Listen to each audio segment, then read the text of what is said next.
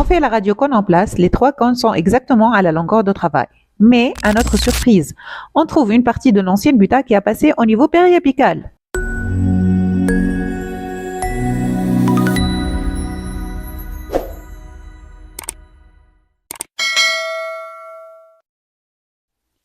Patiente adressée pour le retraitement de la 46. La dent était cliniquement asymptomatique, mais à la radio périapicale, il y avait une image radioclaire en rapport avec la racine mésiale. On a commencé par démonter l'ancienne couronne et réévaluer la conservabilité de la dent. Comme on voit sur cette radio, la dent est toujours conservable, donc un retraitement endodontique est indiqué. Première étape, c'est la rectification de l'ancienne cavité d'accès. Voilà ce qu'on a trouvé une fois l'ancienne restauration coronaire éliminée. Uniquement 2 canaux traités. Bizarre, non, pour une 6-inf. Alors on prend notre endosède et on commence la rectification de la cavité d'accès. On a juste gardé la partie distale de l'ancien composite comme reconstitution pré-endodontique. Alors voyons de plus près la cavité d'accès. Surtout le trait noirâtre qui relie les canaux. Il y a un trait qui part du canal distal au canal mésial et un autre petit trait qui se dirige vers un autre canal mésial. En fait, celui qui a été traité, c'est le canal mésio-vestibulaire et l'autre, c'est le mésio-lingual. Juste pour confirmer que c'est bel et bien un canal, on prend notre lime 10 et on vérifie. Et bien, effectivement, c'est le canal mésio-lingual. Deuxième étape, c'est le retraitement endodontique. Le système utilisé, c'est le protépeur de retraitement. Je commence avec la première lime, qui est la D1 pour le canal mésio-vestibulaire. Ensuite, irrigation pour éliminer toute la gutta qui sort. Même chose pour le canal distal.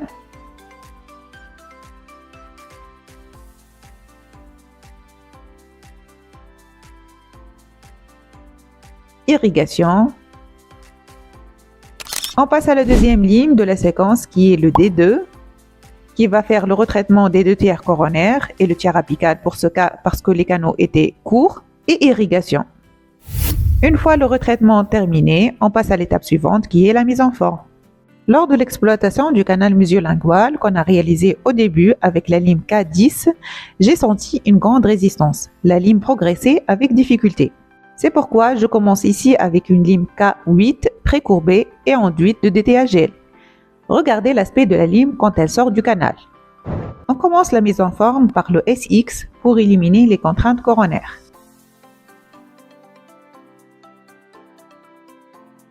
Irrigation. Déjà à ce stade, je peux mesurer la longueur de travail du canal mésio-lingual.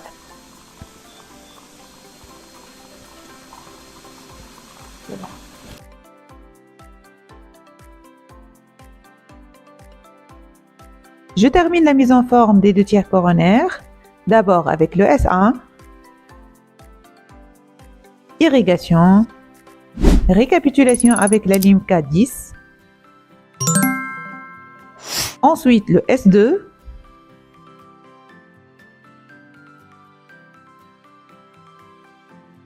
irrigation et récapitulation avec la lime K10 encore une fois. Et on passe à la mise en forme du tiers apical avec la lime R2 de la séquence ARS de FKG. Elle a une codicité de 4% et un diamètre à la pointe de 25 centièmes de millimètre. Et irrigation. On termine la mise en forme des autres canaux de la même manière. Et on passe à la dernière étape qui est l'obturation canalaire définitive. On commence par l'ajustage du maître cône. Premier cône dans le canal mésio-lingual présente un bon tac-back. Deuxième cône dans le canal mésio-vestibulaire, pas de tac-back, donc on choisit un autre cône de diamètre plus grand. Et troisième cône dans le canal distal, accepté car il y a un tac-back.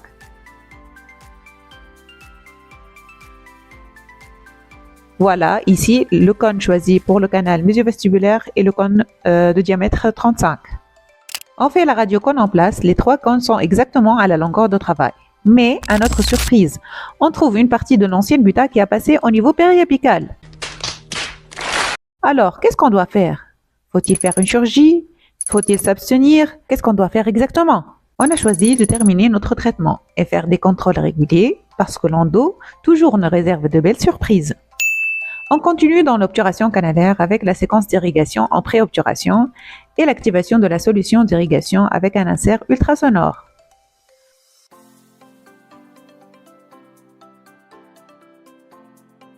Ensuite, après séchage des canaux, on injecte le silaire qui est à base de biocéramique et on met le cône et on coupe au niveau de l'entrée canalaire.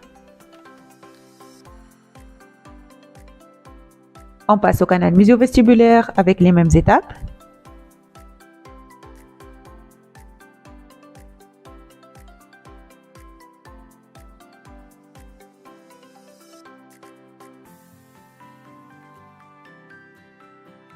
Et enfin, le canal distal.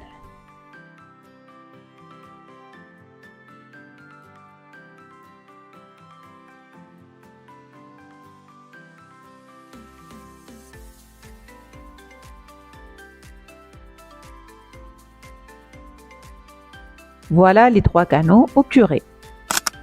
Voici la radio post-opératoire. On note la présence d'un puff du cilaire avec l'habitat qui a passé en périapical. Voilà une autre incidence. On passe maintenant au contrôle. 4 mois plus tard, la lésion commence déjà à diminuer. Et voilà 11 mois plus tard. La lésion a presque disparu complètement en moins d'une année. Ce qu'on doit retenir de ce cas, c'est qu'il ne faut pas se précipiter vers la chirurgie. C'est pas la gutta qui maintient la lésion périapicale, mais plutôt les bactéries. C'est pourquoi il faut toujours travailler sous digue et insister sur la désinfection canalaire pour garantir le succès de notre traitement.